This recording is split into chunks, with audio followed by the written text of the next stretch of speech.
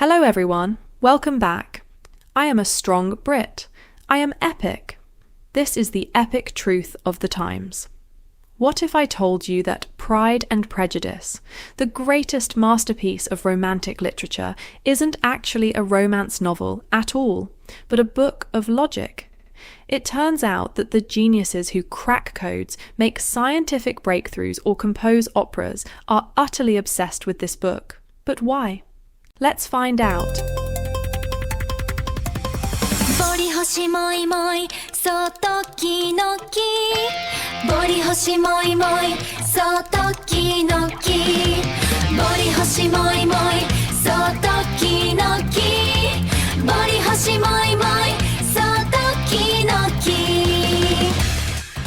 That was a strong intro. Now, usually, when people talk about this book, they talk about the ultimate enemies to lovers arc, or how wealthy and brooding Mr. Darcy is.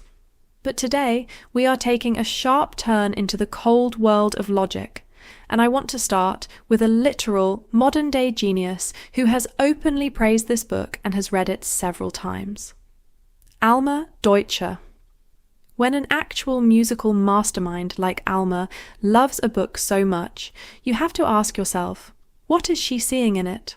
Well, a logical mind such as Alma's naturally recognizes patterns. She understood the structure of the book, and she enjoyed the perfect resolution. If you look closely, Jane Austen actually composed a literary symphony.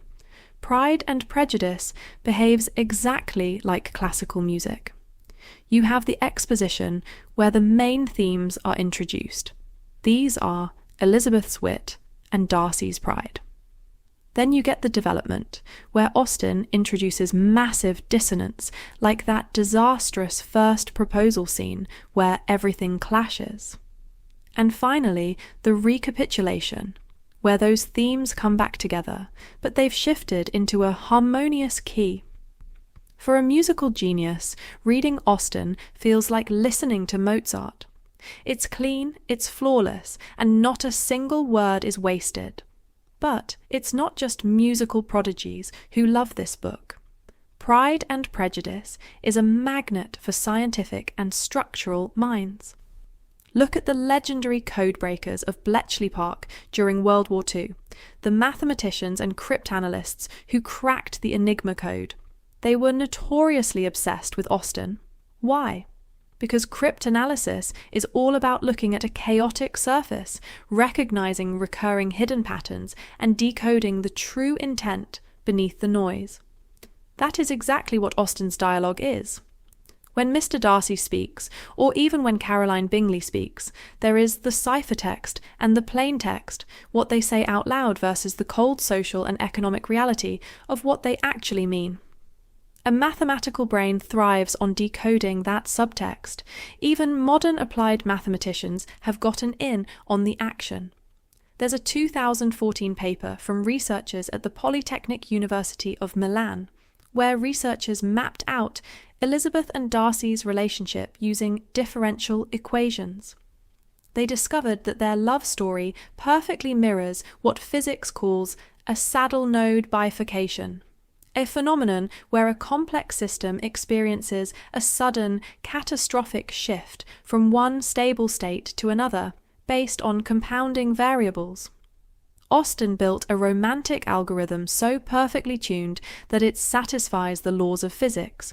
But don't get me wrong, I'm not saying that every genius born after 1813 liked Pride and Prejudice. For example, the Freemason Mark Twain, born Samuel Langhorne Clemens in 1835, despised it.